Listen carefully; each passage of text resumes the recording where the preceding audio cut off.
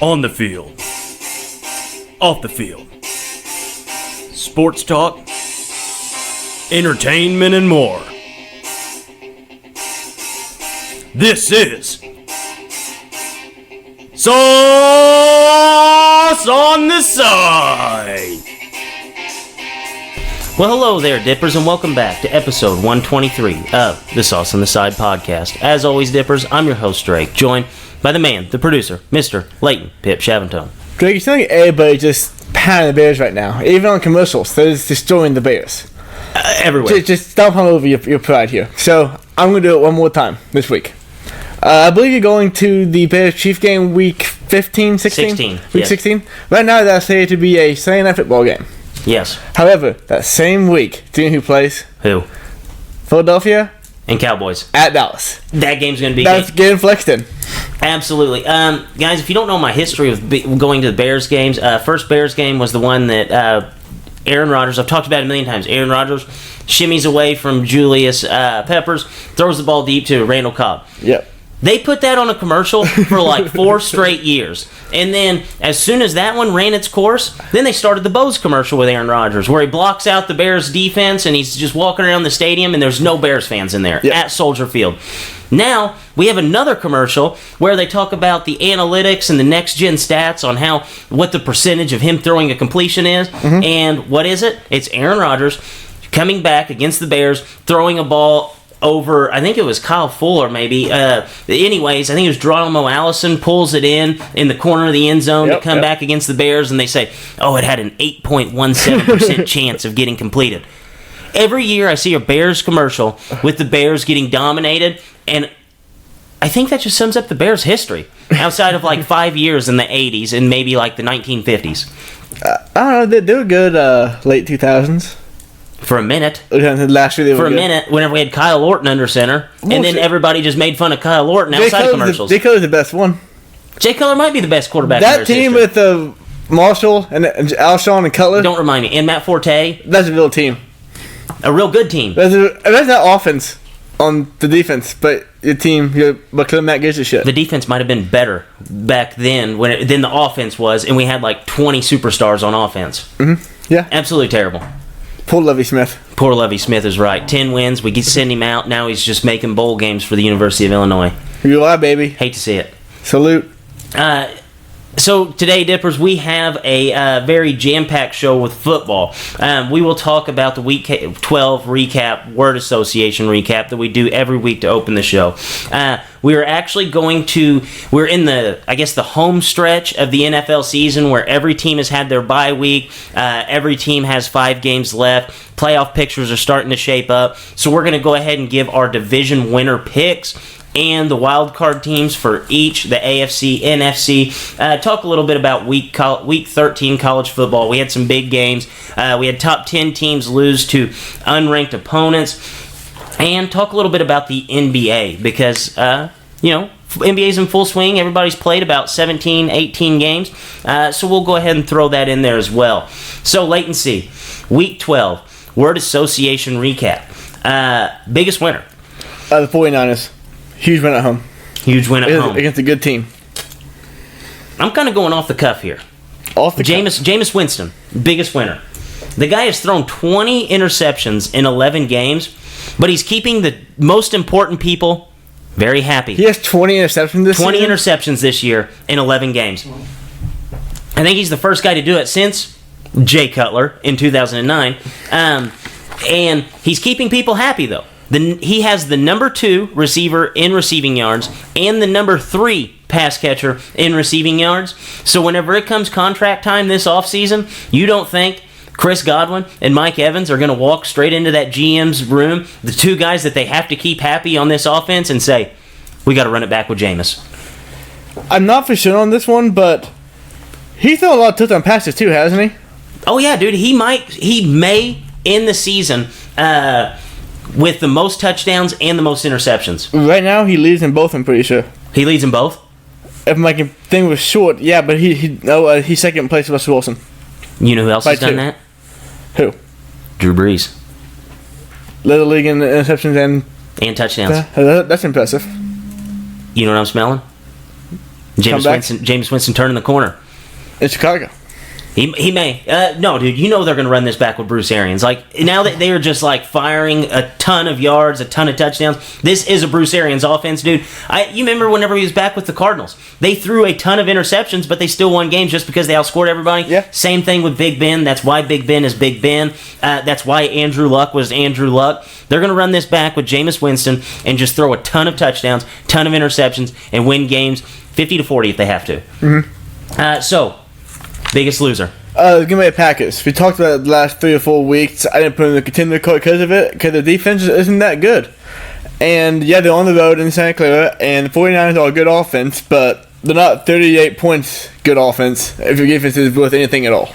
I absolutely agree with that. Whenever you're looking at the Packers and the teams that they've lost to and how they've lost, it's been very, very ugly. My biggest loser, though, Mason Rudolph.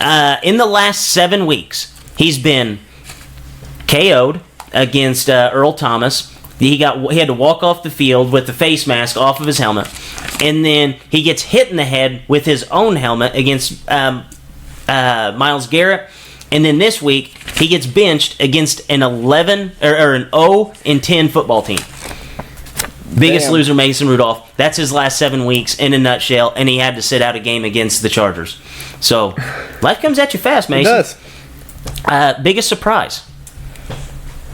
Mason Rudolph gets benched against Cincinnati. Oh, that was your biggest surprise? Yeah. Oh, that's actually It's funny. against Cincinnati. Yes, against Cincinnati. you have career games against Cincinnati this year. Dude, we've talked about it, how good quarterbacks were against Cincinnati. We wiped off a few, like, really good quarterbacks. We're like, you know, like, guys that were right on the edge. They had a big game against Cincinnati, so we had to talk about it. And we're like, yeah, it's just Cincinnati. And Mason Rudolph gets benched in that game where you're supposed to look good. Yeah. Biggest surprise for me, Jason Garrett loses another big primetime game. I feel like that's the 4th time I've used that this year. Biggest disappointment. This season, Devontae Adams has 1 receiving touchdown. Also this season, Vita Vea has 1 receiving touchdown. Both coming yesterday. That was unbelievable. Vita Vea, actually, they said that that's the heaviest player to ever receive a touchdown in the NFL. I believe it. I believe it. That's a load of a man. Could you... Okay, like... how long do you think his showers take after the game? Hours? At least an hour and a half. That's a lot of body to watch. That is a ton of That's body a to lot of mass to That's clean. a big man, and it was funny too because whenever they snuck him out and like through the pass, I'm sitting there thinking like, okay, you have Jameis Winston, who is just like historically known to throw interceptions in this spot, and you have Vita Vea going out to receive the pass from Jameis Winston, who always throws an interception in this spot. He's just a natural receiver. The defense. It's a bigger target for Jameis Winston. The first He time in found his it. career, he was told to throw it to the defender, and he cannot be happier. Oh my goodness, dude! You might have just figured out Jameis Winston. Every play, have a defender out there on a passing route. They need to have Ndamukong Suh, Vita Vea, and let's say Quan Alexander all running routes for Jameis Winston. I guarantee he'll throw maybe 1 interception throughout the year. Couldn't fail. My biggest disappointment, just when we thought we had John Gruden and we thought he had it all figured out, he made Adam Gase look good. Yep. Impact injury. Carson Wentz hurt his hand just before the game on Sunday, but I gotta bring this up because this has to be out of all the injuries, probably not the worst injuries you can have, but it has to be the most frustrating rehab situation ever. Eric Ebron has to have surgery on both ankles.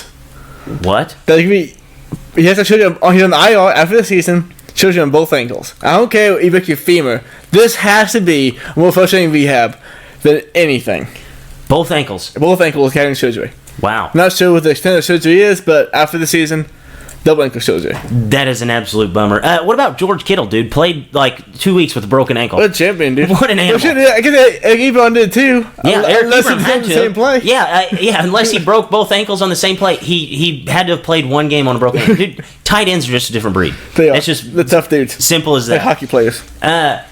Impact injury, I'm going with Brian Bulaga, Packers tackle. If he has to miss any time at all, this is going to be a bad news for the Packers because, guys, if you didn't think that was the most apathetic Aaron Rodgers you've ever seen, I don't know what to say. Anytime Aaron Rodgers has to face any kind of pressure and he's getting hit, he completely just changes from like the most dominant quarterback in the NFL to just another guy who's just apathetic and does not want to be there and knows he won't get benched no matter how bad he plays. WTF moment.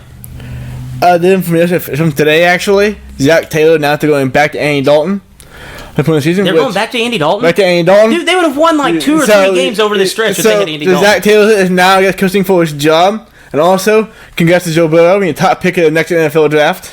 Yeah, he guaranteed himself that. Yeah. Dude, what if Andy Dalton comes back and just absolutely lights the world on fire? Dude, remember they lost the Seahawks by 1 point week 1. Yeah. We heard that last night. The This is Seahawks like- defense is not good, we learned, but still. It's the most competitive team I've ever seen that has not won a game through 11 weeks. Yeah. Like, you think about those teams, they're usually just absolutely abysmal. This team is in it at the final buzzer every single week, and they just happen to lose. And going back to Andy Dalton, I think, in this situation is the worst thing possible. Because if Andy Dalton comes back and, by the grace of God, rallies off like 5-6 wins, what do you do? Mm-hmm. What do you do? All you're doing is taking yourself out of the pole position to get Joe Burrow. Tua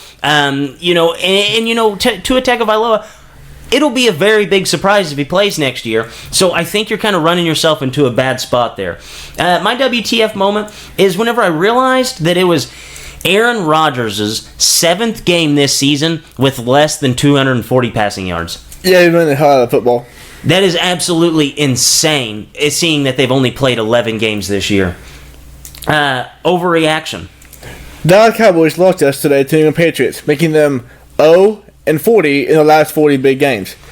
Tomorrow, Jerry Jones wrote out Jason Garrett's 6-year contract extension. Yes, every single time that he loses those big games, it seems like Jerry Jones just comes out and coddles him. Mm-hmm. This year, he's kind of lighting a fire underneath him. Yeah. And I think I like that. Yeah, it's amazing to look at, though, in big games they had. Saints, lost. Packers, lost. Jets, lost.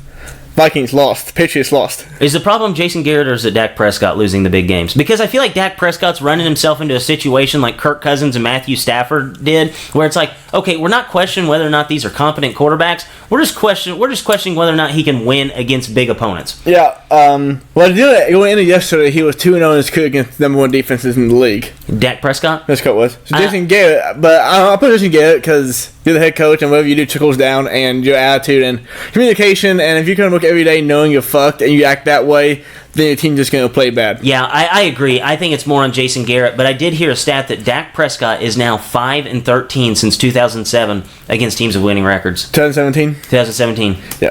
Then 15 won that year. Yeah, that's no kidding. So my biggest overreaction: Patriots, 49ers. Those fans can just go ahead and buy their ticket to go to Miami because those teams are going to be your Super Bowl teams. So Drake, you think they can make the playoffs still? Yes, I do. Actually, I will talk about that in a little bit on our route that we can make it. You have any thoughts for us? Yes, I do. Mason Rudolph, benched versus an 0-11 football team. Still not the most embarrassing part of his last 2 weeks. Ryan Tannehill, already the second best quarterback in Titans history.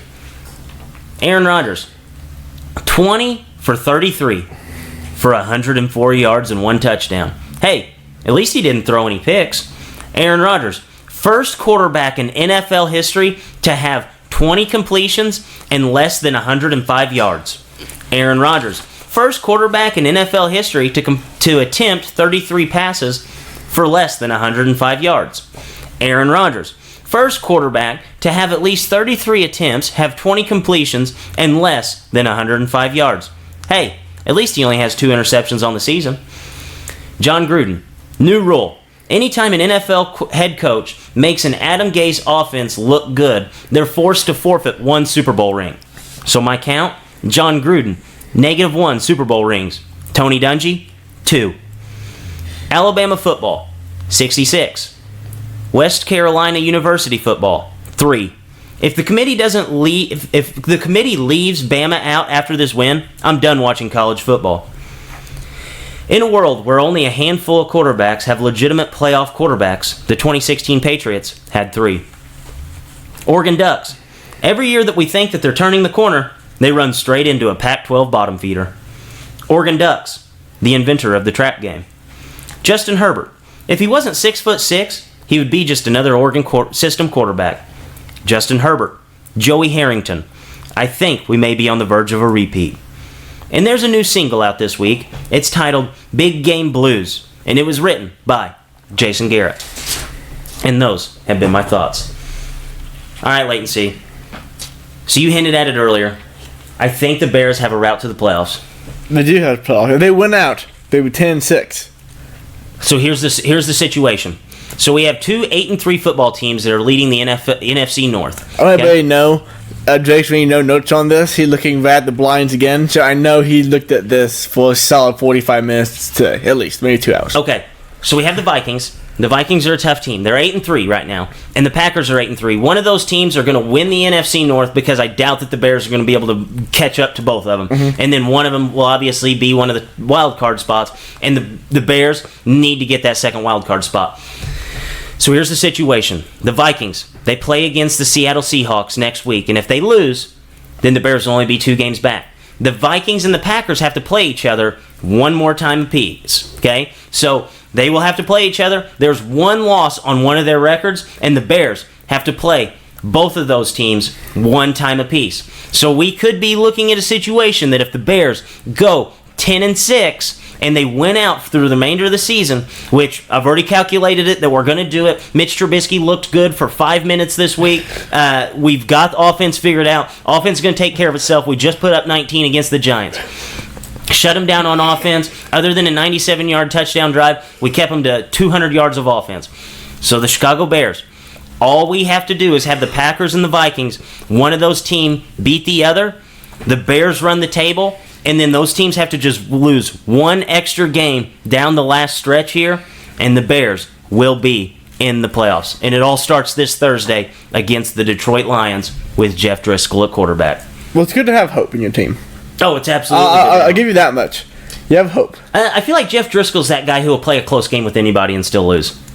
Yeah, no, Jeff Driscoll would definitely have the answer to be in Detroit. No, he played a close game against the Bears, and then he goes and plays a close game against the Cowboys, Redskins. and then he plays a close game against the Redskins, and he loses all 3 of them. Yep. I think he's competent. You know what he is? He's a Detroit Lion quarterback. He is The Detroit Lions only lose close games. They're 3-7. They were the best 3-7 team I've ever seen. Yeah, They play every team competitive. Every single They're the game. most competitive 3-7 team ever. Remember Monday night Patricia? against the Packers, if they don't get bad penalties called against them, they win that game. Yeah, who's in the day? Remember Patricia's like 14 and 30 something in his coaching career. Has been the most competitive head coach to have a .3 record in his career. Yeah, no, every single game they're competitive. Just like you said, latency. This is a Detroit Lions system quarterback that we're looking down the barrel of here. We have a guy who can go in there, play a game, lose by less than 10 points every single week, but the kicker is he loses by less than 10 points. All right, so latency, let's go ahead and talk about the home stretch. So the home stretch, don't you think this is what we would consider the home stretch in the NFL? I know that they After the buys are done, yeah. After all the buys are done, we get 16 games every single week in the NFL. Once the Thanksgiving football games start, guys, we just get a ton of football here. So we're going to run through our playoffs, and we're going to talk about what teams we see winning each division, which teams are going to get those first-round buys, and which teams are going to win the wild cards. So let's start it off. AFC West. Let's get a little back and forth here if we have any disagreement. AFC West, who do you got? Chiefs. I think this is a pretty simple answer. I have the Chiefs as well. And they have the 1-game lead already against the Raiders. They play the Raiders this week. If they win against the Raiders, they're going to have the kicker. They're going to have the I guess what would you call it? The tiebreaker. Yes. The tiebreaker. So realistically, they're going to be 3 games up on the Raiders with 4 games to go. Has to be the Chiefs. Up next, AFC East. Patriots. Yep. I mean, the Bills or Patriots. All Really, right. come on. I'm just going to go ahead and show you my notes for the AFC East, and you tell me what you see. East Patriots, no explanation. No explanation. I don't think it needs any explanation. They're playing chess and have been for the last 20 years, and everybody else playing checkers. 17 straight 10-win seasons. That is unbelievable. That is insane. And they've been in the most least competitive division of all time. Yep. Absolutely. AFC South. Houston Texans. Talked about last week. The Colts are a better team than the Texans all around everywhere on the field, except for quarterback. And the quarterback's winning the game. We saw it last week. All right, you ready for this? How are Titans going to do it, Drake? How are the Titans going to do it? It's funny you may ask because there's a guy in that backfield who has one arm, the Rocket Man, and his name is Ryan Tannehill. Ryan Tannehill, his last 5 games, the Titans offense has scored 29.5 points per game as a team. That is number 3 in the NFL if you expand that over the entirety of the season. And actually, in their last 3, they are the number 2 scoring team in the NFL. Ryan Tannehill, he has 10 touchdowns, 4 interceptions. His passer rating is a 111.4. He has 72% completion percentage. That is the number 2 completion percentage in the NFL and number 3 quarterback rating in the NFL. He is number 1 in yards per attempt. He is a half a yard higher than Patrick Mahomes. And we know, as history has shown us, and I talk about every single year, that a mobile quarterback fixes 90% of running back problems. Yep. We remember whenever Alfred Morris went for like 1,800 yards with Robert Griffin III under center. As soon as Kirk Cousins stepped in, he just went basically to a journeyman in the NFL. Since Ryan Tannehill has stepped under center for the Titans, Derrick Henry looks like an all-pro running back. Derrick Henry has 650 total yards. He is averaging 6.2 yards per carry. He has 7 total touchdowns. They have to play the Texans twice over the last 5 weeks here. They are down by 1 game. As long as the Titans are able to take care of business against everybody else, and they're able to beat the Texans, and the Texans have to play the Patriots this week, I think the Titans are the best team now that Ryan Tannehill is under center. They have the second best quarterback in the whole entire division. They have maybe the best defense in the whole entire division. They have a competent offensive line. They have competent pass catchers. And they have Derrick Henry, who every single year, does it not seem like once November hits, once late November, December hits, Derrick Henry becomes an absolute machine? Why do you think that is? Like, usually quarterbacks like him, dude, if I could get 6 weeks out of Leonard Fournette and then the next 6 weeks of Derrick Henry, you'd have an unstoppable offense. Yeah, I don't know why. Every year, late in the season, he like 4, 5, 6 weeks of the season, it goes nuts. I mean, maybe it comes to Alabama, and Alabama, there's an important game come now, and they get this Heisman time. He won the Heisman, so he knows what it takes to get that done. That's what it is. He is the Heisman knows. And we look at all the running backs in the NFL, like, they've all kind of declined over the last few weeks. Like Leonard Fournette, Christian McCaffrey. Like, I know Christian McCaffrey's still on incredible paces, but he's went down a little bit over the last few weeks. Derrick Henry, I just don't know if this guy has any fatigue. And I don't know if he's that good. I feel like he's just as good as what he was, but everybody else kind of gets tired throughout the season. He has excellent stamina. Yes, he just has the best stamina for a guy who's 6'4", 250 pounds. So, you think, did I change your mind at all with the Titans? Did you realize that his averages and stuff were that good? Yeah, no, you did him out a little bit. They do play the Texans twice this season still, but I picked him to miss the playoffs because the schedule down the stretch is so insanely tough. And, it's tough. And I think the Texans is better than I think they will beat them in those games. That was the tiebreaker ultimately for me.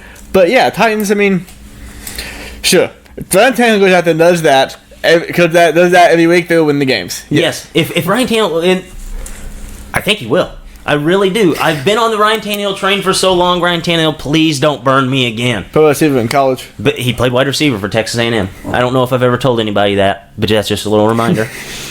So, wait and see. AFC North, who do you got? You should know you got the Baltimore Ravens. I have the Ravens as well. I think the Steelers are going to make it kind of interesting. If they just stick to the script. I mean, the Ravens, it's impossible that you continue to win games this big. Like, water finds its level. But I think that the Ravens, top to bottom, are the best team in that division. Plus, they have the cheat code Lamar Jackson. So, as long as Lamar Jackson's upright, I like the Ravens. Next up, we have the 1 and 2 seeds. Wait and see what teams are going to be getting home field advantage. Number 1 seed is going to be the Patriots, and number 2 seed is going to be the Ravens.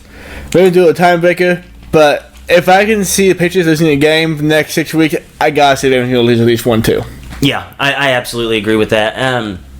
I don't think that we're going to be getting a situation where the tiebreaker is going to be in effect. I don't think so. I mean, the Patriots are just looking that good right now. And to say that the Ravens are going to lose less games than the Patriots over the last 5 weeks, especially whenever the Ravens have to play tonight against the Rams team that's not a slouch, you have to go with the Patriots there. But I think the Patriots and the Ravens will both get home field. All right, NFC. Let's start off in the West. Very, very top heavy here. You even have the Rams who have an outside chance to jump back in. What do you like? The West with the 49ers. And I know the Seahawks beat them when they played at Santa Clara, but I really think 49ers are just a better team. It comes down to the defense. Talking about all the time in the show, I think the Seahawks differential is now plus 28. Okay, won by 7 yesterday. Plus 28. Plus 28. 49ers. And they've lost 2 games. Yeah, 49ers much better than that. And the 49ers, like, the defense is so much better, and the offense is also good. If they can establish the run game, they're fine. But if they can't establish that, Garoppolo has some ability to lead that team to points. So because of those two things, I'm going to pick them to win the division. They might not lose a game all season, neither by the Seahawks. Should be a great time on the stretch. Yeah, I actually think that the Seahawks are going to win this division, and here's why. They already have the win against San Francisco, and that game was at San Francisco. So they're going to have to go and beat the 12th man in Seattle, which I think it's still a thing, right? I think it's still a thing that the 12th man is a big kicker, and it's really hard to win in Seattle, and it's really hard to beat Russell Wilson. Now, the big kicker here is that the 49ers have to play Baltimore next week. Then they have to go play New Orleans, and then they end up hosting the Rams, and then they go to Seattle. That is 3 games that will be very, very hard to win on the road whenever you look at Baltimore, New Orleans, and then Seattle. I think I saw a stat yesterday during the Sunday Night Football broadcast that this is the first time that a team had to play 3 consecutive teams with an 80% or better win percentage after week 10. And it was the Packers, New Orleans, and the Ravens. This schedule gets absolutely ridiculous for San Francisco. I think San Francisco is going to be fine once it comes playoff time, but these next few weeks are going to be very, very telling on this team, and I think it's going to kind of wear them down. And I see Seattle being able to beat them because anytime Russell Wilson has the ball, I trust him, and I think that basically for the same reason you picked the Texans to win the AFC South is why I'm giving the nod to the 49ers, or to the Seahawks here. Next up, we have NFC East. Leighton, where are you going? Cowboys or Eagles? You go with the Eagles. Go! Oh, we switched the script a lot here. Yeah, and it'll come down to the schedule. Here are the Eagles' last 5 games of the season. This is insane. Dolphins, Giants, Redskins, Cowboys, Giants. They should win 5 of those, but they go 4-1. They're going to win the division. Oh, absolutely. You look at this team, man. They have the easiest back half of the schedule that you could imagine. Yeah. You get to play the Dolphins with 2 wins, the Giants with 2 wins, the Redskins with 2 wins, and then the Giants again with 2 wins. They're going to be favored by double-digit points in 4 of their next 5 games. So you have to like the Eagles in this spot. Plus, you look at Doug Peterson. He's went 9-6 over his last 5 games over the last 3 years. Like, the team typically wins down the stretch here.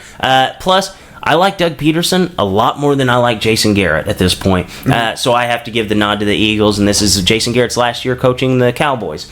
Next up, Leighton C, we have the NFC South. Who do you like? New Orleans Saints. And it's not a competition at this point. All right, I'm going to have you read my notes again. Carolina Panthers, Chris McCaffrey, MVP.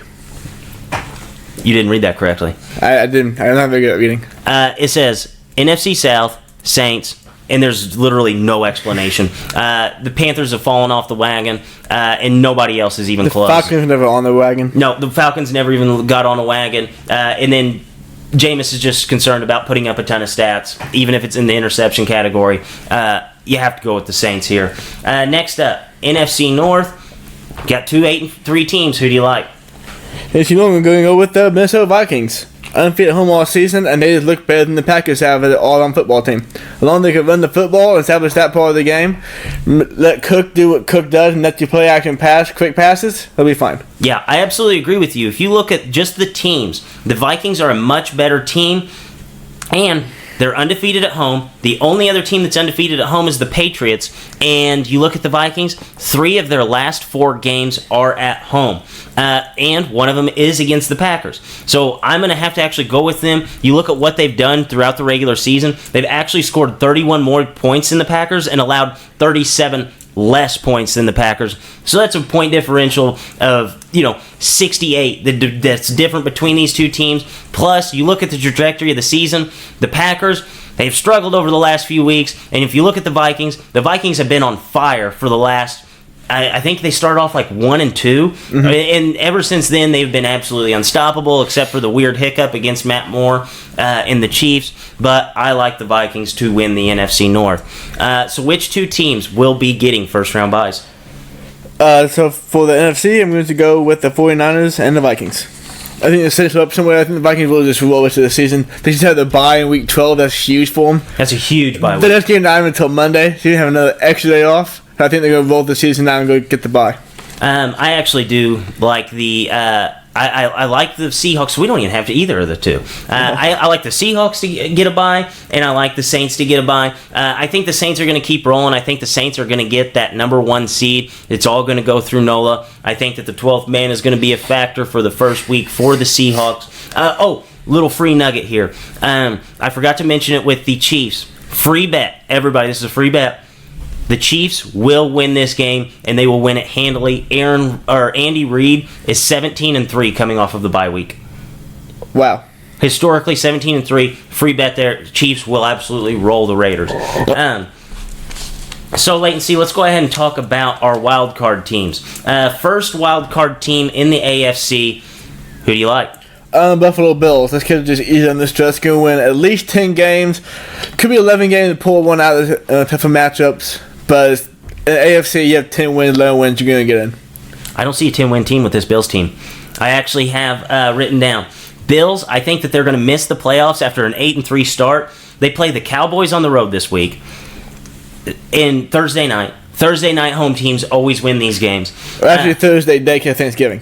Thursday day. So, okay. Even less time to prepare. So it feeds right into the argument. Then they have to play the Ravens. They have to play the Steelers. They have to play the Patriots. And then they play the Jets. The Jets, if in week 1, we're forgetting that the Jets were winning like 16-0 at halftime, and the Jets completely fell off. The Jets have looked better over the last few weeks. The offense is starting to actually show a little bit of a spine. But I really think that there's not a guaranteed win on that record there. I mean, they beat the Cowboys this week. They beat the Jets, and then they'll beat the other bad team, Pittsburgh. They beat all 3 of those teams. Win 11 games. I feel like Pittsburgh's exactly like them, except with a better defense. So I think this is going to be very interesting. I think this. I don't know the actual stat on it. If a team's ever started off 8-3 and missed the playoffs, but if there's ever a team to do it, I think it's the Bills in this spot. But my number 1. Wild card team, I think, is going to be the Texans. The Texans, they do have Deshaun Watson. This team's going to be fine. I don't think that they're going to win their division, but I do think they will get the top wild card spot. Next up, wild card team number 2. Latency, who do you like? So as you know, I didn't have the title in the AFC South because they played the Texans twice. I think they'll just lose those games. It's going to be very tough down the stretch. Because of that, they've been mathematically eliminated from the wildcard spot as well. So my wildcard team has the 2 teams, the Browns and the Raiders, both have each killer down the stretch on 1 or 2 whole games apiece. I can't see the Browns making the playoffs because I can see them losing that game in week 16 to the Redskins, I think they play. No, they play Pittsburgh. Yeah, that's who it is, Pittsburgh. So I'm going with the Raiders. Going with the Raiders? John gets in there. I don't know if I can trust the Raiders after this week. I don't think I can. The team that I trust the most right now, because whenever you're looking at this second wild card spot, it's not going to be pretty. This team might seriously be 9-7 making the playoffs.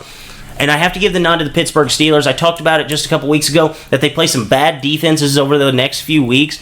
And if they play a good offense, but a bad defense, Steelers can win those games. Just because they can stop the bad offense, obviously, or they can stop the good offense, but then they can just kind of score just a couple points against the defenses. So I have to like the Steelers down this stretch. That defense is too good to be left out of the playoffs, and I just have to go with the Steelers almost by default because I don't trust anybody else. And I can't have 3 AFC South teams in there because that would just be an absolute mess. Yeah, for sure. NFC, who's going to get the number 1 wild card spot?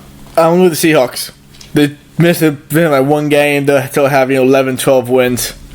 Seahawks. Yeah, I think the Seahawks are going to be in a spot where, or not even just the Seahawks, any team that's in the NFC West that doesn't win the division could have won basically any other division out there. I have to go with the Seahawks or the 49ers in this. I think that the Seahawks will beat them later in the season, keep the 49ers out of that number one spot, but the 49ers will get a wild card spot. How disheartening would that be for either one of these teams to go like 12-4 and be a wild card team?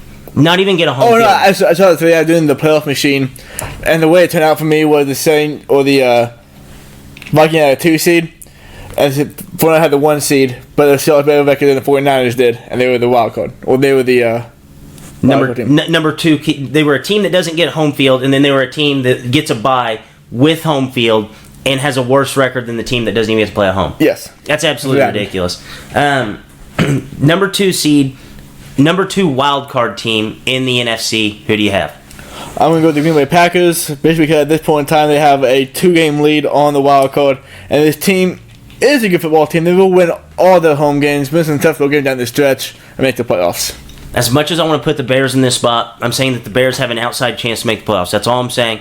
But I have to go with the Packers in this one, just because they obviously have the upper hand at this point. And you know, Rodgers, if it's a must-win game, he will win that game, and they will sneak into the playoffs. So, Leighton C., it is time for the staple of the show. It is time for my favorite segment. It is Eat or Delete darts for Thanksgiving dinner. So the way that this will work, we will throw a dart at the dartboard. We obviously have Thanksgiving coming up Thursday, so we will talk about whether or not we will eat or delete the dishes for our Thanksgiving plate. Leighton C., your throw.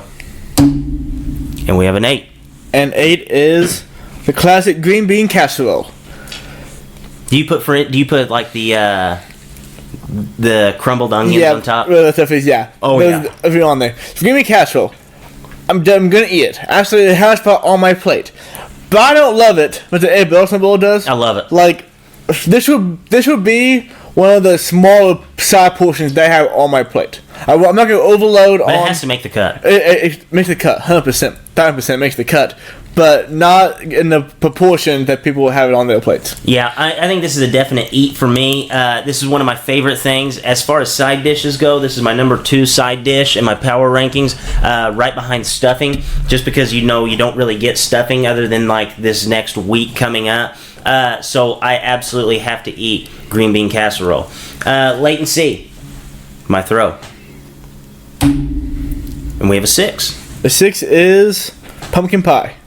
Pumpkin pie. This is an absolute eat. Dude, this is like, as far as Thanksgiving desserts, this is the pinnacle, historically. This and pumpkin pie, or this and pecan pie are number 1 and number 2 as far as Thanksgiving desserts go. I absolutely love the pumpkin pie. I actually had pumpkin pie yesterday in a different capacity than I had ever had in my life. It was actually pumpkin pie with whipped cream and pecans on top of it. Huh. Never had it before like that, and I highly, highly, highly recommend I mean, it it. doesn't sound bad. No, absolute must eat for pumpkin pie. Did you see that video of the guy at the Bears game yesterday sneaking pumpkin pie into the stadium? Yeah, that's a total Chicago Bears fan move. That's amazing. How Oh, did absolutely. he get it in there? I don't know. I think that it had to be like taped to his back. Yeah, he got real tricky with it, and you have to think he didn't have like a metal pie. You couldn't have it because it went through the detectors. It wouldn't have made it through the detectors unless he like claimed that he had a fake hip. Yeah. I don't know. It had to have been in a plastic container of some sort. Yeah. But all-time pumpkin pie must eat. What for Power you? move. Oh yeah, absolutely. Yep. Talked about last week how like the yams potato casserole is like the dinner dessert. This is the dessert. This is all-time. So just when your dessert. body can't contain any more sweetness from the yams, go for the pie. You're always miserable whenever you're eating pumpkin pie too. Oh yeah, but Because you you- eat it. because You always you- always find space for it. Well, you have a dessert stomach that is actually separate, that you can always hold more food in, and that's where you have to utilize this, because honestly, by the time you make it to pumpkin pie, you've already ate till you were miserable, you held everything you could, and you're just basically forcing the pumpkin pie into your stomach. All-timer. And I don't think I would eat anything else that miserably other than pumpkin pie. Oh no, absolutely not. All right, so we are in agreement. 2 for 2, Leighton C., your throw. And we have a 14. A 14 is rolls. Rolls, oh. Okay. The old dinner roll. I don't even consider. So yeah, I like rolls, but I don't even consider roll will be on the plate. Can I put it on top of whatever I have on the plate? It garnishes your Thanksgiving dinner. They take up literally no space at all. So every time I walk through the line, yeah, fuck it, why not? Grab one or two of those, put some butter on them, put on top of something at the end, put them in the gravy, soak that up. Yeah, definitely eating the rolls. Yes, a roll to your Thanksgiving meal is like an orange to a blue moon. It just garnishes the meal so well. You throw it there on the side. You put it on top of everything else. It's kind of like the star on a Christmas tree or the angel on a Christmas tree. Whenever you finish this beautiful plate and it's all ready to rock and roll, you take the dinner roll, you smack it on top. Do you actually take time to butter your roll, or do you just smack a slab of butter on there and dip your roll in the butter? Oh, I can't. I got butter. I can't even dip it in. I have to smooth the butter out. You're a smooth butter guy. I have to, yeah. Sometimes I don't even throw butter on it. Sometimes I'll just take I'll just scoop the butter because I'm in such a hurry to eat the meal. I'll like just smack it on top, and then like I'll just like pick it apart and just like rub some butter on there, just because you have to eat fast. That way you can hold more in your stomach. A little Kobayashi trick there. So yeah, I don't even rub any. I just smack it on there, dip it out, and it's good. And then, do you ever use the roll to kind of clean your plate? Yeah. So that's how the gravy soak up any fat from the turkey, anything. Yeah. Yeah, I absolutely agree. Has to be on your dinner plate. All right, wait and see. My last throw, and we have a 16. The 16 is broccoli casserole. Ooh, this one's a tough one. Yeah, it's not at Thanksgiving. It's at mine, but not at every Thanksgiving. Yeah, this is something that I would say it's about 50-50. You either have it or you don't, and it's not one of those things that like, oh, only a select few have it. It's right down the middle, 50-50. I would say that, and I feel like this almost goes interchangeably with the green bean casserole. I feel like people usually have one or the other. You either have the green bean casserole or you have the broccoli casserole.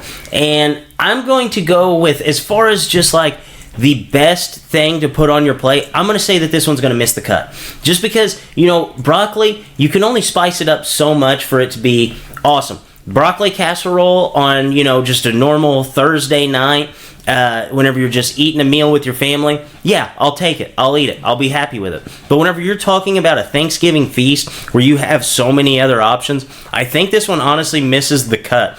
Just because you have to be able to have your plate management, you have to be smart about your decisions, and putting broccoli casserole on there, I think you're utilizing a portion of the plate that you could have used on something better, like stuffing, like green bean casserole. I think this one misses the cut for me. I'm going to eat broccoli casserole. I'm not going to. Oh, you're not? Okay, no, I agree. Like the plate management, every time I see it in the line, I just kind of go, pass over it. Not that big a fan of broccoli casserole, never have been. I'll take it if I have room. Spoiler alert, I won't have room. Yeah, exactly. Well, not a big fan of broccoli casserole to begin with, so. Yeah, I think that's a delete as well. So we were actually in agreement with all this. We were going to eat pumpkin pie. Yes. We are going to eat green bean casserole. Yep. We are going to eat rolls. Yep. And we are going to delete broccoli casserole. Yes. Okay. Guys, we've helped you all we could with your Thanksgiving feast. Now it's just time to go out there and dominate on Thursday. Take no prisoners. Eat as much food as you can. Calories do not count on Thanksgiving. That's just a simple rule of thumb. All right. So let's go ahead and talk about some Week 13 college football. Ohio State picks up their best win of the season with a 28-17 win against Penn State. Was this game convincing enough for you to stay firm on your take that Ohio State is the best team in the country? Absolutely. I thought last week the event beat Penn State, put 28 points on a very good Penn State defense. Jake, have they convinced you?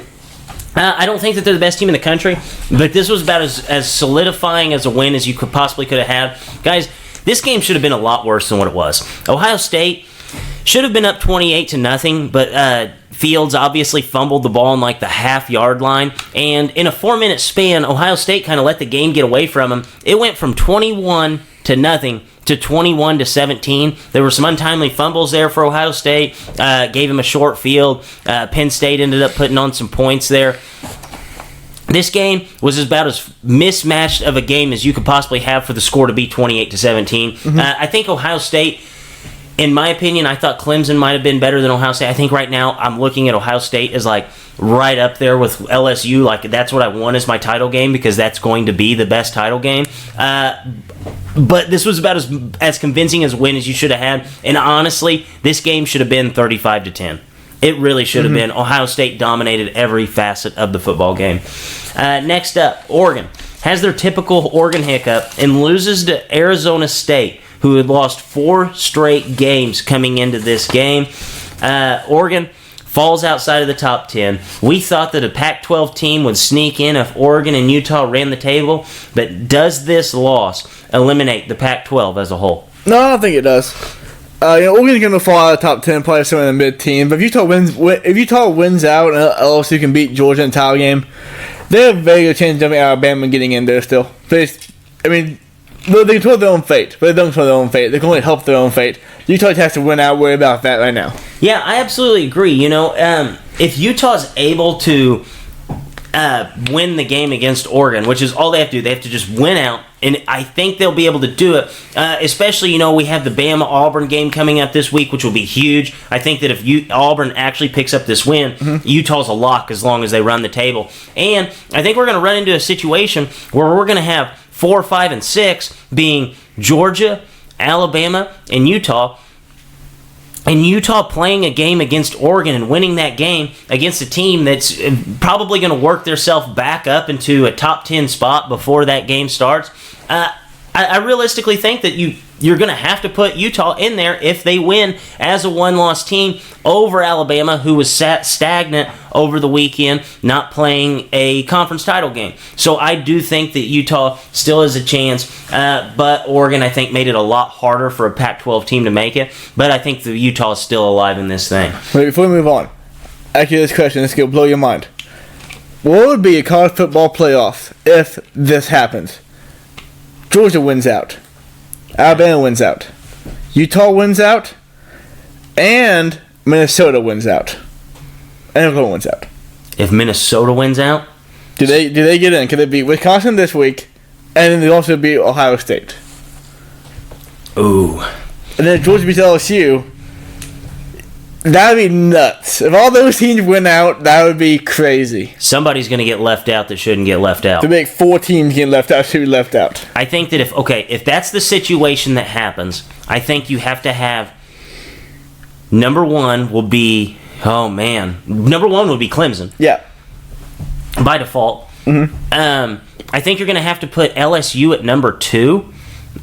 Just because LSU had beaten Alabama, had beaten basically everybody up until the Georgia game, but you can't leave Georgia out in that spot. So Georgia has to slide up to number 3, and you'd basically be running back LSU versus Georgia. And then I think Ohio State gets left out, and Minnesota sneaks back in. Because if you look at what Minnesota had done, they would have 3 huge wins. They would have beat Penn State. They would have beaten Wisconsin. And then they would have beaten Ohio State. And I think you can't leave Minnesota out in that situation if they had beaten Ohio State. Now, money controls everything. Ohio State will get in over Minnesota. But I think Minnesota, if Minnesota wins out, they have to be in over Ohio State. They have to be. Yep, so you're leaving out Bama, Utah, and Oklahoma. Minnesota jumps all of them. Bama, they have to jump Bama because Bama's not doing anything that weekend. And beating the number 2 team in the country has to move you above Alabama. Yep. Who else am I leaving out? Utah, you have to leave them out because Minnesota would have 3 wins that are bigger than any of Utah's wins. Yeah. They would have the win over Penn State, they'd have the win over Wisconsin, and then they'd have the win over Ohio State. Those are 3 wins that are bigger than all of Utah's. So yeah, Minnesota would jump all those teams and get into the playoffs. Yep. That would be crazy. I can't believe that happened. That'd be the best thing. Yeah, because there are going to be some very, very mad fans out there. Oh yeah, and then you have Ohio State arguing why they should be in over LSU or why they should be in over Minnesota still. Yeah. Yeah. College football, please make that happen. Next up, Texas loses their 5th game of the season in a rout to Baylor. Leighton C., my question for you: how big of a joke is it that this team had spent all but 3 weeks in the top 25? 3 weeks is all they've spent outside the top 25, and they were a preseason top 10, and they have 5 losses to their credit now, and basically they keep putting them in there just until they pick up that 5th loss. Yep. humongous joke. They got ranked in the top 10. We both said it was bullshit when it first came out. Oh, it was terrible. We're in the top 10 because they won a big bowl game last year. Yes. What's this nuts said they were back. Yes, that was it. That was basically it. Then they have Tom Herman and Texas. Yeah. And Those four things equal top 10 team. yeah, and the funny thing is that if you look at these losses, they were like underdogs in like almost every single one of Yeah. them. So I don't know if any of the people who like actually know football, and like, because the people who make the spreads know football. Oh, yeah. The people that make The the spreads. people who make money to make the casinos money know the game of football better than anybody on the planet. Yes. Period. And they knew that they were going to be underdogs in every single one of those games, but yet we continued to put them back up there. What's Texas's best win of the season? Has to be against TCU? They lost to TCU. They did lose to TCU. I don't know. And they continue at Kansas State, maybe. They lost to Iowa State. Every single loss except for LSU has come inside the Big 12. Yeah. I mean, this is unbelievable. And it seems like the people who make these, top 25 lists, the top every week, and it's just absolutely bananas. Every single time we came on here and we had like a top 25 team that was on upset alert, we picked Texas almost every single week because Texas was a betting underdog and they were going to lose the game. It smelled disaster. The best wins against Kansas State. Then after that, probably Oklahoma State. And then a toss-up between Kansas and West Virginia. Oh, that's a The good. team they beat this season. They beat Kansas on the last-second field goal. The season they beat Louisiana Tech, That's a blue blood. Rice, Blue blood. Oklahoma State, That's actually a good team. Kansas State, Actually a good team. West Virginia, Blue blood. Kansas, baby. Blue blood. As Miles. blue as the blood as you can get. Miles away. On a last-second field goal. That's almost laughable whenever you look at their schedule and how they fared out. People legitimately thought that they were going to go undefeated this year. Oh, I know. That's the most When unbelievable they lost thing to ever. LSU by 7, people thought they were back, and then they just never picked up from there. Yeah, Straight downhill. That was their best game of the season. They used it in a loss to LSU. So, latency, big week of college football. I think they actually call this rivalry week. They Isn't should. this rivalry week? I don't know if it officially, but might as well be. We have some big games. I think we actually have 5 games on our list to break down. Yeah, 5 games. Wow. All top 25 opponents. We have... this is a loaded list. We'll start it off. The little guys. Number 18, Cincinnati, at number 17, Minnesota. Minnesota is a 7.5-point favorite. Latency, what are you leaning on? Well, Cincinnati played Memphis this week, but I'm going with the Tigers. Who did I say? Minnesota. Minnesota. No, Memphis. Memphis. I'm going with Memphis at home this week, and picking them because every time I play against them, against any fashion, better of the week, head up in the game, they've always proved me wrong, so Memphis. Yeah, I bet against Memphis every single time that they've ended up winning a big game. I'm going to do it again. I don't learn from my mistakes. I think Cincinnati is a team that can just run the ball down your throat. They have competent quarterback play. And they're one of those teams that, are always well coached. They never get themselves in trouble. They always just come out. They play a good game. They play a solid game. The only game that they looked absolutely laughable in was the game against Ohio State, but everybody looks laughable against Ohio State. I'm going to have to go with Cincinnati pulling off the double-digit dog win. Next up, one of the games of the week, we have Ohio State, who's ranked second in the country, at Michigan, who is number 10. I love that they snuck Michigan back up into the top 10. That way we could have a top 10 matchup. Michigan is only a 9.5-point dog. Mm-hmm. What are we leaning on? I'm with Ohio State, and the Michigan team has been playing excellent. Great. The best they played on Jim Harbaugh since he's been there, probably. They remembered that they should run the ball and not throw with Shea Patterson. But Ohio State is going to beat them. They will cut a 9.5-point spread. They'll probably beat them by 14-21. Not going to give Jim Harbaugh in the big house. Yeah, I think that this spread's a little misleading just because we've had Michigan kind of go on a tear. They played Notre Dame and beat the brakes off of Notre Dame, and that was kind of the turning point of the season for them, where it was absolute terrible conditions. There was rain all over the place, and Michigan was forced to run the ball over and over and over. Well, that's what this Michigan team should have been doing since day one this year, and they've been doing such. Now, they did beat the brakes off of Notre Dame, but I think it was because of the rain, and they decided to throw Ian Book 500 times. Mm-hmm. And I think this spread's a little misleading just because Michigan's been beaten up on some bad teams lately, and that game against Penn State was a lot closer than what it should have been with Ohio State. They did fumble the ball on the 1-yard line. They did have some bad things go against them. They fumbled the ball in their own red zone even. So I think Ohio State's going to win this game, and I think they're going to win it pretty convincingly. Next up, this will be a good game as well. Number 13 Wisconsin at number 9 Minnesota. If you'd have told me this would have been a matchup between two top 13 teams, I would have laughed at you in week 1. Michigan is a 2.5-point dog. I think that spread's a little low for what I was expecting, but who do you like? I'm going to go with Minnesota this week because, honestly, I'm just really cheering for them.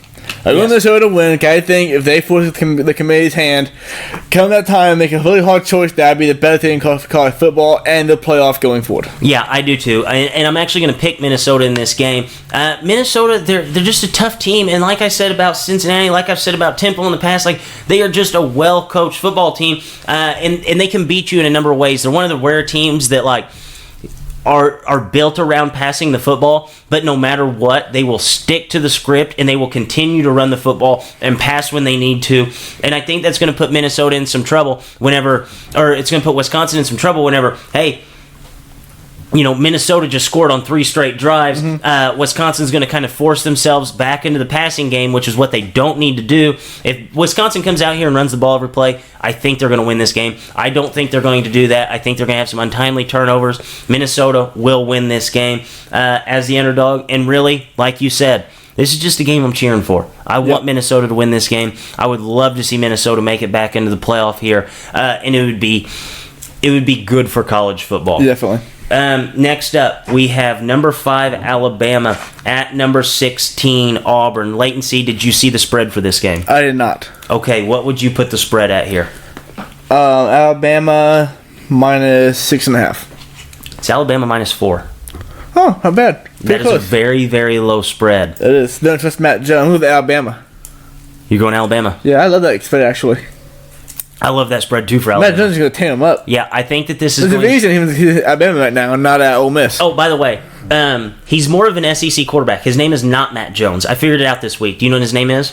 What? Mac Jones. Mac Jones. Wow. Okay. MAC. If that doesn't scream SEC quarterback, I don't know what does. The announcers really need to start emphasizing that K sound at the end. No. It's not even K. It's a C. MAC. Oh. Even better. Lock it in. Yes. Man, if his name was Mac Nix, game over. Oh, man, dude. We have Mac Jones going against Bo Nix. Like, this is I understand that Tua Tagovailoa was, the best quarterback the SEC saw, in a very, very long time. Yeah. But as far as just the namesakes go, Mac Jones versus Bo Nix, this is an all-time SEC quarterback matchup. I smell this as a sucker's bet. My brain's telling me my brain's telling me Bama's going to win this game. But my betting heart knows that this spread is way too low and that Auburn is going to win this game because everybody's going to bet on Alabama this week. I still have to go with Alabama, though, just because I feel like Alabama is just going to turn around, hand the ball off 40 times, walk off the field with a 20-point win. So I'm going with Alabama in this one. Next up, we have number 7 Oklahoma at 21 Oklahoma State. OK State is a 12.5-point dog. Latency, what are we liking? I'm going to go with Oklahoma. I think Oklahoma is just a much better team than Oklahoma State. Oklahoma had one really bad loss, and they're being destroyed in the rankings. They're just as good as any team in the country. Well, not any team, but 3 through 4, 6, 7, they're good, those teams. I think this is going to be a very interesting game. I don't think that 12.5-point spread is going to be covered. Gundy's usually good for one of these wins a year. And I don't really think that they've had that one win that they just hang their hat on and say, okay, we had a good season. I think Oklahoma State can play the sneaky underdog in this role, especially at home, especially against the in-state rival, and especially since they have a guy on that team named Chuba Hubbard who is running the ball just as well as anybody in the country. They're not afraid to turn around and hand him the ball 30 times. The key to beating Oklahoma, which is what Baylor got themselves in trouble with in the second half of their football game, is that you can't stop running the ball. Gundy is not going to stop running the ball. This is how Iowa State had a tremendous comeback against Oklahoma, is that they realized, okay, we're down 21 points, let's run the football, and it worked. Chuba Hubbard, I think, is going to have an all-time game this weekend. I think he's going to run the ball all over this Oklahoma defense, and I think Oklahoma's going to still win this game, but I think it's going to be very, very close, and I am not going to be surprised at all if Oklahoma State pulls off the dog win here. So, Leighton C, lock bet of the week. What do you have for him? By the way, your lock bet last week, SMU, they were up by like almost 20 points and blew the lead. A very unfortunate game for me. Bummer Alabama. I didn't know that spread was -4. I love that spread. Oh, yeah. I think that's an easy spread, dude. And, you know, Alabama's defense hasn't been playing that great lately, but I feel like Alabama's defense plays better whenever they have a bad quarterback. And now that they have a guy that they don't trust to go out there and just sling the ball over the field, I think they're going to put a lot of pressure on Bo Nix, and they're going to win that game. But if Bo Nix wins this game for Auburn, he's going to go in Auburn history. Like, oh, yeah. He is going to be the biggest thing on Auburn football since, like, Bo Jackson. Everybody's going to fall in love with that guy winning the game against Alabama as a freshman quarterback. But my lock bet of the week, I'm going to go Notre Dame 14.5 against Stanford. Stanford's terrible. Like, I don't know what this spread is doing because 14.5 is not that much in college football. Like, you look at Oklahoma against Oklahoma State, two really good teams there. It's 12.5. This game's only 2 points higher than that, and it's Notre Dame versus a bad Stanford team. Stanford's 1-4 in their last 5. Notre Dame has won their last 3 games by 30 or more points in every single game. I think that Notre Dame's going to win this game in very, very convincing fashion. I won't be surprised if they win the game by 30. Next up, top 25 team on upset alert. What do we got? I'm going to go to Oklahoma because Oklahoma State. This game is very interesting. Oklahoma can't score points. They can't keep up with Oklahoma. Just can't make it happen consistently enough because we know Oklahoma's going to score points. Yes. If they stick to the script and run the ball, I love Oklahoma State in that game, though. My upset alert, I'm going to go with Nebraska over Iowa. And this is the only reason why. Because I feel like we're in for another offseason where everybody talks about Scott Frost's team turning the corner. And, like, would it be the most like Scott Frost turning the corner or like any top 25 team, like any big name coach, like a Tom Herman beating Georgia, like a Nebraska beating Iowa this week? That way we're just in store for all offseason. We hear that Nebraska's a top 25 team. Nebraska's going to get preseason top 20, and then they're just going to fall off a cliff again next year. But this win has to happen in order for the rest of the chips to fall in play. All right, game that interests you the most. I think this one's a layup. Alabama, Auburn. Yeah, I think absolutely.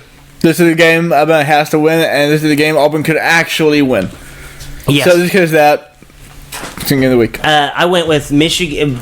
Anytime that Michigan and Ohio State play, and Auburn and Alabama play, no other games really matter. Mm-hmm. Like these are two of the best matchups we could possibly get, especially now that it's kind of a winnable game for Auburn. And this is a game that this is Alabama's last game of the season. They have to go out there and win in convincing fashion. They just can't win. They have to dominate Auburn in order for it to say, okay, this was Alabama's last game. This was their big game with Mac Jones at quarterback. What did they do? And I think that if Alabama goes out there and wins this game, by a field goal, I don't think that the committee's going to value that much. Now, if they come out and they beat Auburn by 25 points, I think you can almost lock Alabama into that top 4, just because that's the last thing they put on their resume. All right, Leighton C. It is time for the shittiest take of the week. Each week, we listen to a lot of sports radio, watch a ton of sports television. What would your shittiest take of the week be? So this one goes out to Max Kellerman from the First Take Show. So yes, he's always an all-timer. Yesterday we didn't discuss how his opinion today about how Tom Brady was done. We knew it yesterday. We were talking about it. So okay, I'll answer Tom Brady. Believe it or not, First Take tweet headline quote Tom Brady is only elite from Max Kellerman. Well, no shit. He's 42 years old, 42. Max. Like eventually, not gonna be elite anymore. He's trying to win games out there now. So I said, well, hear what he says. And listen to it all right, Tom Brady all right there anymore. But then he said the Patriots can't hope to win game with him throwing the ball as much as he does. Or they can't pin him throwing football. Jake, what's the Patriots record this season? 10-1. Last time I checked. Do you know what Tom Brady ranks in attempts this year in passing? Number one. Number one. So Max, you're just objectively wrong. Yeah. They throw the ball more than anybody else in football, and they still win the games. So why you can't depend on Brady and instead of put you up 40 points, you can't allow him to win the game by getting first downs and extending drives. Yeah, I absolutely love that. And this is one of those things that, we might say that somebody has a bad take and say, well, I think it should be viewed this way. This is one of those things that you can actually look, 1 + 1 does equal 2. Yeah. Like, the Patriots are 10-1. Mm-hmm. Best record in the NFL. Well, tied for the best record in the NFL. Arguably the best team in the NFL. But the objective stat is that they are 10-1. You can't argue that. The objective stat is Tom Brady has thrown the ball more times than anybody else in the NFL. You can't argue that. That is objectively true. So, to say that Tom Brady cannot throw the ball that many times and win games is just objectively wrong. You've won 10 of your 11 games by doing so. I absolutely love whenever Max Kellerman gets on one of these takes. Did you happen to hear what he said about Dak? What was he saying? I didn't get to hear it. I listened to the Tom Brady clip. That's absolutely awesome. He posted something about how Dak just can't get it done or something along those lines. Yeah, Actually, I guarantee it on Jason Garrett. That's what happened probably. Yeah, it's always Jason Garrett's fault. I love it whenever the Cowboys fans, whenever they win, and it's never a big game, they always say, oh, Dak Prescott, he's just so great. He's just the best quarterback in all of football. And now they've even turned on Ezekiel Elliott. Like, they have went so far onto Dak Prescott that they've turned against Ezekiel Elliott. So you remember whenever they Skip Bayless was complaining about Ezekiel Elliott running the ball so much this year? Mm-hmm. So we obviously knew that running Zeke is a good strategy to win.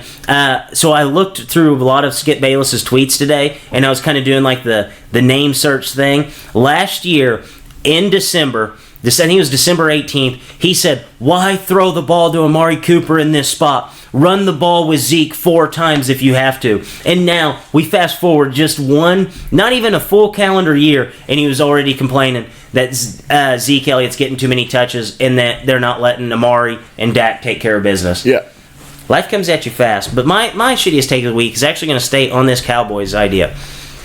So, Jerry Jones says, quote, special teams is totally a reflection of coaching. Talking about the poor special teams with the Dallas Cowboys, they obviously got the ball. They got a punt block, which led to ultimately the Patriots, helping them win the game. It's not the reason why they won, but it did help. And him to say, special teams is a total reflection of coaching. The coach that you choose, correct me if I'm wrong, Latency, is a total reflection of ownership. Yeah. So one could say that special teams is a reflection of ownership. Sure. Because the owner picks the coach, and the biggest reflection of a coach is how the special teams play. Mm-hmm. So for you to come out and basically target Jason Garrett and say that this is Jason Garrett's fault for them losing this game comes back on you. You have a coach that's out there that's coached since 2011 and only has 3 winning seasons, or 3 10-win seasons to his credit. Been to the playoffs 3 times in 9 years. That's really not that great whenever you look at. After 2011, you had like a very bad Eli Manning. You had the Eagles. They were down for a little bit in that time. Obviously, the Eagles won the Super Bowl one time, had a couple good seasons in there. Other than that, they were very pedestrian. Mm-hmm. And then you have the Redskins, who are always bad. And you only have a coach that's able to manage 3 10-win seasons whenever you should have 4 layups a year. It's absolutely terrible. And then you look at what the team has had. They had Tony Romo. They had DeMarco Murray, they had Dez Bryant, and then they have Ezekiel Elliott, Amari Cooper, and Dak Prescott. They have a winning formula there. So for you to come out and go after your head coach after you've stuck around for him this long is dumb for you to do. Because you coming out and roasting this head coach that's been there forever, which you should have fired 5 years ago, is very dumb whenever you are going to go out on a head coaching hunt this offseason and try to go get a head coach that's going to be credible and come in and run things their way, which is how it should be ran for teams to have success in the NFL. No coach is going to want that job. Mm-hmm. Like, if you are criticizing a guy that you've had for 9 years, you're going to criticize the guy from day one who just walked into your door 2 weeks ago. So I think this is an absolute terrible move. It's a terrible take for Jerry Jones to go out there and attack the coach whenever he's the guy that hires the coach, whenever he's the guy that's in charge of absolutely everything, because that's the way he set it up. Jerry's got to relax on this one. Yeah. Absolutely terrible. All right. I heard that today too. I was like, man, I didn't think that was here after this game, but did you hear about the story with him and Bill Belichick at the ski resort? Yeah. Do you think Bill Belichick released that this week just because he knew he was playing the Patriots, or that they were playing the Cowboys, and it'd kind of get under Jason Garrett's skin? I'm just shocked he didn't release it. Bill Belichick? Yeah, honestly. Dude, that's a total Bill Belichick move. He does stuff like that to kind of There's a power move. I mean, it's not like he came out and said, "Oh, I'd rather be coaching the Cowboys." He just said that he approached Jerry Jones about a job and didn't get it. Yep. Like, that's all he said, and that's where he left it at. And that's like an all-time Bill Belichick move. I kind of liked it. A little bit of gamesmanship. No, there. I thought it was hilarious. I heard it.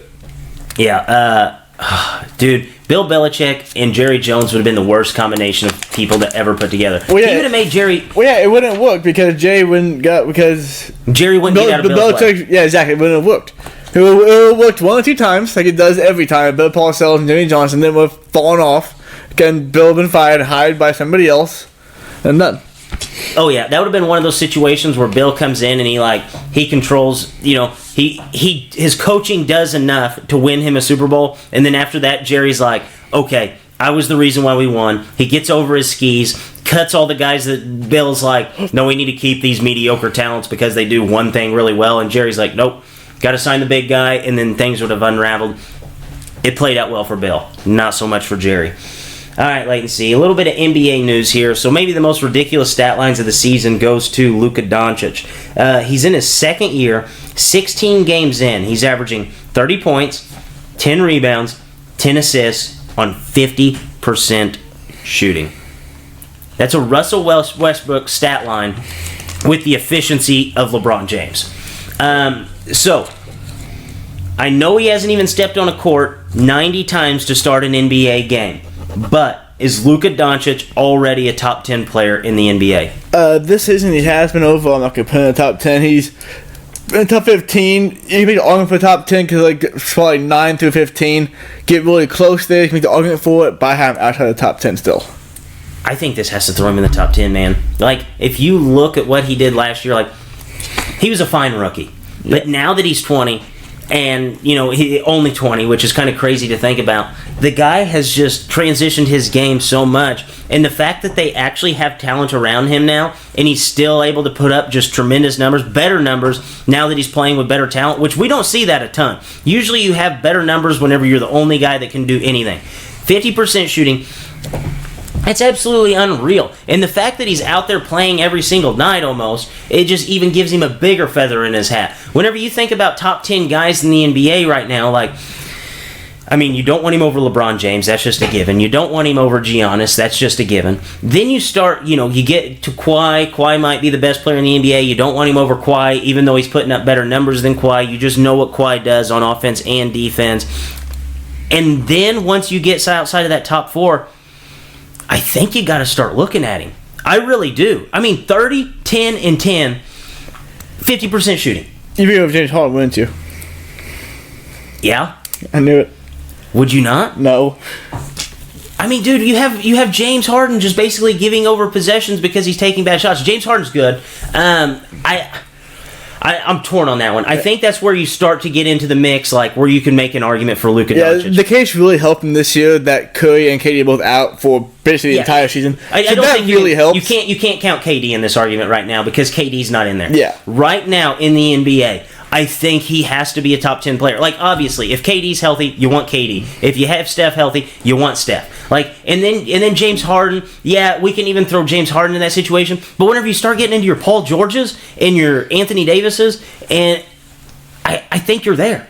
I think we're there where you have him up there with Jokic. You have him up there where I'm not saying he's a top 5 guy. All you just named, I put all of them ahead of Doncic's sample size. We've seen it so much longer. Now, ask me in a month and a half or 2 months, if Doncic's still just doing this, not averaging 30, 10, and 10, but getting 27, 8, and 8, sure. Yeah, he has Then, ask me in January. Okay, so we'll revisit this. We'll go All-Star break.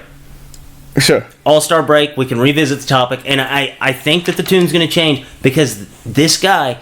Right now, if you were building an NBA team, I think he's going to be your player that you pick first for the next 10 years. Oh, yeah. He's really that guy. Yeah, no, super young, no injury history yet. He's definitely the top pick. Him and Giannis are definitely the top pick. You just ruined it. You gave him the Saucy Pod curse. No real injury history. It's all downhill from here. All right, so something that's kind of crazy here. The Spurs are well on pace to miss the playoffs for the first time since Greg Popovich began coaching the Spurs for an entire season in 1997. They're 6-11 right now. What is going on in San Antonio? They're allowing 115 points a game. That's insane for a Greg Popovich team. Yep, and that's bottom 5 in the league, and no good team ever have won. No truly good team ever allowed 115 points a game. The good teams allow 105 points a game. Yeah. And they only score 100 points a game, too. Yeah, I don't know. The defensive thing is going to be figured out, right? I mean, it's Greg Popovich, and he's going to have to figure this out. With chemistry and games, yes, that would naturally get better. Yeah, and you have to think that this is one of his. I know that he's always kind of been behind the times. Like, whenever everybody else was trying to just get a bunch of shooters and stuff, like, he was still rolling out there with Tony Parker, dribble driving, Tim Duncan basically just being back to the basket, just big man bully ball, in the true 6-man. Like, he's always, like, he does the historic things better than everybody else, so you have to think that the defense is going to pick up. That was probably the most unraveling stat that I've seen in basketball in some time. That a Greg Popovich team is averaging 115 points given up. And this is a team that historically, they keep teams into the 90s. And that's how they won games, possession by possession, slow the game down. Do you think that this team is going to get it figured out and step up and make the playoffs? Yeah, so the bottom 4 teams in the playoffs all the way close together, the Suns, Timberwolves, Kings, and Spurs. 2 teams are going to get those 2 spots. The Spurs are allowing 150 points a game, but they had 112, which is still more than Lakers score in a game. So scoring, there's no defense. So if they can basically turn the defense around, keep the offense where it is, they'll win the game. I do think they will get to the playoffs. I don't see the Suns and Timberwolves and Kings all making it. Yes, no. So I think the Spurs will get one of the 2 spots. So I think they'll turn it around. I think this is one of those things where you play the game where you have to say it out loud. Like, the Spurs make the playoffs over the Suns, or the Suns make the playoffs over the Spurs. I don't believe that. The Kings make the playoffs over the Spurs. I don't believe that. Like, that situation is kind of where I'm at with this Spurs team. I think defensively, they will get things turned around. And offensively, things are going to take care of themselves. Like, they are scoring a lot of points. They're just giving up a lot of points. I think Greg Popovich is going to finally put his foot down and step in and say, okay, guys, enough's enough. We have to figure things out on the defensive side of the ball first. They have enough scoring. I mean, you look at the team, like, I know Rudy Gay's long in the tooth now, but he's still a fine player to throw out there every day. You have LaMarcus Aldridge, who, he's a step slower than what he was. DeMar DeRozan, step slower than what he was. Greg is going to figure this out right whenever we're about to hit that stretch where, like, talent kind of goes out the window a little bit, and it's going to be the most focused teams, the most disciplined teams that are going to win these games. And I think this is where Greg Popovich is going to kind of figure things out, and this team will find stride and make the playoffs. They're going to sneak in. It's going to be a sneaker, but they are going to get in. All right, latency. So let's go ahead and do our Saucy Six-Pack. So this week, Thanksgiving Day, really the only game to write home about. Bills at Cowboys. What do you like? I'm going to go with the Bills. The Cowboys don't look impressive at all. This is a game the Bills have to win. Over the last 5 weeks, Josh Allen has 11 touchdowns, 1 interception. Cowboys did not look good. I'm going to go with the Bills in this game. This is the game that Shocker. we look at. This is the game that we look at where we don't know if either team's good. Mm-hmm. Like, both teams have winning records, but we don't know how good they are. Neither one of them have really won a game that we thought, yeah, they might not win this game. If there's any inkling where we thought maybe this team's not going to win, these teams have lost these games. And I'm going to go with the Cowboys just because this is a short week. It's in Dallas. They're going to have to travel from Buffalo to Dallas. Basically, it's going to be game plan on the fly over the next 2 days, and then you have to travel to Dallas. I think this is going to be a Cowboys win, and I don't think it's a good Cowboys win. That's the thing. If this was a Sunday game and they beat the Bills at home on a Sunday, yeah, I think that's a good win. But since it's Thursday, I don't like this as a big win for either team. It would be a huge win for the Bills. Short week, big win for the Bills, not so much for the Cowboys. Next up, Titans at Colts. Who do you like? I'm going to go with the Titans in this game. The Colts, very big football teams, have evenly matched game, but Titans just have it right now. Yeah, they have their swagger. Remember the video, I got my swagger back? Yes. That's Ryan Tannehill right now. Ryan Tannehill's going to find a way to win the game. Even if it doesn't look pretty, they're going to run the ball 500 times with Derrick Henry. Derrick Henry will have 501 yards with 6 touchdowns. So I like this game. I like the Titans. Next up, 49ers at the Ravens. This might be the game of the year. I'm surprised this did not get flexed to Sunday night. It's still good. They still Tuesday announce it. Oh, they still have Tuesday. What? Till Tuesday? I think so. No, never mind. It was last Tuesday. Yeah, it was last Tuesday. I was getting ready to say, man, that'd be a huge swing of events. Never mind. Yes. So. How's this game not Sunday night? Patriots and Texans bump that out? I don't get that. Yeah. I don't get that. What do you like? 49ers, Ravens. This is going to be an all-time match. I'm going to go, man, it's a big game. Go with the Ravens. You can't talk Lamar Jackson right now. Yeah. Okay, so the two teams that have scored... Okay, so there's been 3 games that the 49ers have allowed 21 or more points in. It has been against Kyler Murray, and it has been against Russell Wilson. Kyler Murray did it 2 times. Lamar Jackson is a running quarterback, or I wouldn't say Russell Wilson's a running quarterback. He has the ability to run. Kyler Murray has the ability to run. Wouldn't call him a running quarterback. Lamar Jackson does the running quarterback thing better than both of these guys. The defensive pass rush, honestly, I think is going to run them into some problems. Guys running upfield when Lamar Jackson's running the other way. I think that this is a game that the Ravens are going to win. I think this is going to be another statement win for the Ravens, and I like them, and I like them to put up a lot of points against this. And whenever I say a lot, 30 points. I think they can get to 30 with Lamar Jackson, with the way that they're able to run the ball. I like the Ravens in this one a lot. Next up, Raiders at the Chiefs. This game could potentially decide the AFC West. What do we like? Chiefs, like you said, come off the bye, 17-3. Yeah, 17-3. This team's not going to beat Andy Reid off the bye week. The only thing I'm worried about is Thanksgiving week, man. Andy Reid may be a step slow. He might be. He might be a step... Dude, Thanksgiving followed by Fast Food Friday. Dude, he's in trouble. Shit. He might not live till Sunday. If Andy Reid is on the sideline coaching this Sunday, did you see where? Do you think he'll ever get past the 40-yard line either side? No. This is going to be a game where he just plops up in the 50-yard line and he just coaches his tail off from the 50-yard line.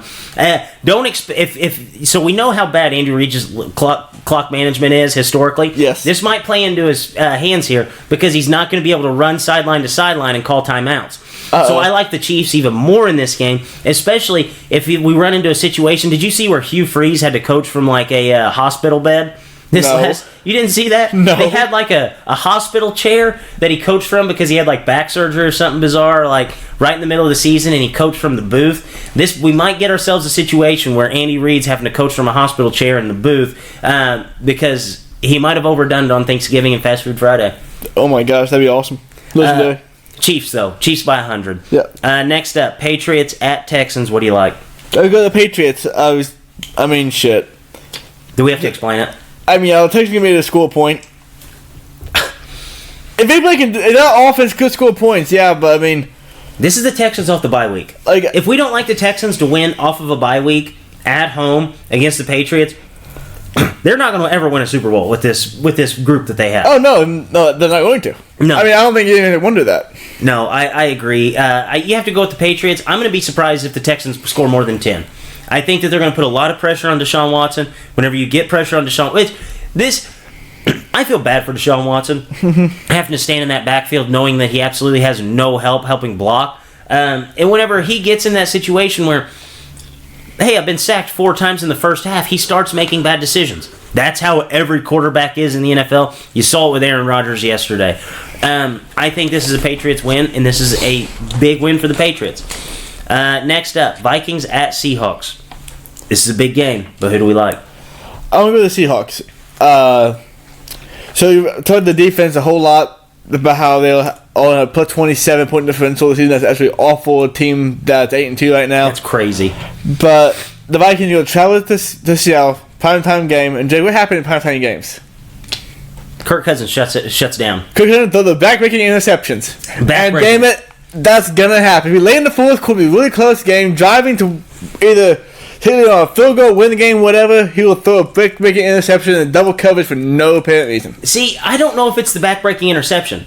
I think Kirk Cousins is more of like, whenever I think back-breaking interceptions, I think of Jay Cutler, Jameis Winston, like that back-breaking pick. Kirk Cousins, he does it in a more boring fashion where he doesn't even throw the ball down the field. Like, he throws the back-breaking 5-yard out whenever that's 4th and 15. They throw the out and then it's like Kirk Cousins drops back to pass, gets sacked, fumbles, and it was on a potential game-winning drive. Yeah. Where Jameis, Jay Cutler, those guys had some flair with the ways that they would lose games. Phillip Rivers, it's always exciting watching him lose games late. Like, those guys wrote the book on it. Kirk wrote they wrote the pop-up book, the standard pop-up book that's exciting to look at and read and has all this fun stuff. Kirk Cousins wrote a 400-page novel that just bores the hell out of you. Yeah. So yes, I think the Seahawks are going to win this game.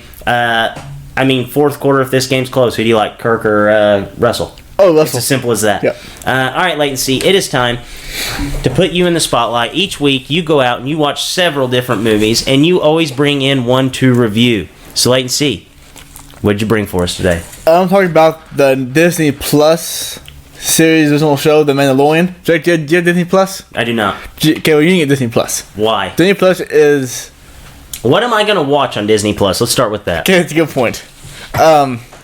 Remember Ne- the Titans. I got it on VHS. I Okay, don't need anything else. never mind. Jake don't get Disney Plus. A Plus have to get Disney Plus. Okay. It's excellent. The best, by far, best streaming service. But Mandalorian, is No. It's not better than the UFC app or DAZN. You've heard some of those nightmares, haven't you? Yes, I have. I heard the many ESPN Plus nightmares. Can't find anything on that damn thing. Anyway, though, Mandalorian is a series based in the Star Wars universe. I'm not very much up in my Star Wars lore, I've never watched a second of Star Wars. that blew my mind. But I actually also I'm a big fan of Star Wars. But I don't want to go outside the linear storyline. I don't know much of the lore about the before side plots, any of that shit. But Mandalorian is about a bounty hunter. It's not Boba Fett. I can confirm that much to you. And he gets one big job. And I'm going to tell you the spoiler now. He has one big job, basically retire basically. You're going to go retrieve the target without killing it. And the target happens to be Baby Yoda. Baby Yoda? Yes, but I know from... I bet that thing's cute. It is very cute. But it also has force powers. I picked up a rhino one last episode. It's really cute and adorable and cool. Who would win in a fight, Baby Hulk or Baby Yoda? Baby Yoda. Oh, We picked up and slam it. I like Baby Yoda. But Baby Yoda, I can confirm to you also, this is not the Yoda, because my coworker is a giant Star Wars fan. He assured me that the other Yoda is definitely dead at this point, because this is definitely after the end of Episode 6. So this is like the son of Yoda? This is the same creature as Yoda. We don't know where it came from yet, or really the origin. Apparently, there's a whole lot about Yoda that's just not known, because his species is extremely rare, extremely endangered, I guess. None of us know about him, but I guess they all have force powers. And yeah, but Mandalorian though, it's very different from Star Wars movies. Like, there's definitely more comedic, because the hero guy, the Mandalorian guy, isn't like the super awesome brutal guy. Yeah, he's a really, really badass fighter, but he's kind of an idiot. And he gets into bad situations, and he gets, as some kind of humorous watch him fuck up, the other time you just kind of like, why is this guy not more badass? Like, Right. why can't he just do the thing he needs to do right now? Right. Like, why is he getting his shit taken by Jawa? Right, because he's getting, he's long in the tooth, man. It's kind of like watching Tom Brady right now. Yeah, well, Jake, He's about to retire. in this show, these creatures, not much bigger than my cats, stole his ship. Oh, well, that's not good. So you're just like, why are these guys so much smaller than he is? You're right. And then like, the whole time, he meets this friend, and the friend tells him about how smart and good the Mandalorians were. And of course, he's just a black sheep that's just not all that. But still, it's a great show. I'm really excited watching the episode. I'm going to watch it when I finish this podcast tonight. So the show, going to give it 2.5 dips. Pretty interesting show. That's pretty high. It's a really good show. So I've only seen 2 episodes. It'll be 10 this season. But 2.5 dips so far. See, I think you're the best kind of Star Wars fan, because most of the time whenever I tell that to like a real Star Wars hardo, they're like, you haven't seen Star Wars? Star Wars is the best thing ever. You have to watch it. You'd love it. I wouldn't. I think that it's a little like, I think you might like it.